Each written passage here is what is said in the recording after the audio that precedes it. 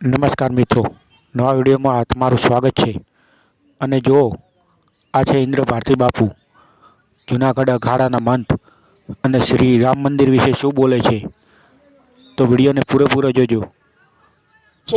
અને આજે ઘણા સનાતનીઓ જ આજે મંદિરનું કે ભાઈ મંદિર હજી બન્યું નથી ને એની અંદર પ્રતિષ્ઠા થાય છે ને આમ ને તેમ ને ઘણા એવા બોલવા વાળા બોલે પણ છે। તો એની સામે આપણે જોવાનું નથી, આપણે ખાલી ભગવાન રામલલાની મૂર્તિ જ્યારે બેસી જાય મંદિરની અંદર એને જોવાનું છે। અને કોઈ જો કહેતું હોય કે આ પ્રતિષ્ઠા મંદિરની અંદર બન્યા પહેલા પ્રતિષ્ઠા ન થાય તો પ્રભુ તમે સોમનાથ જાઓ।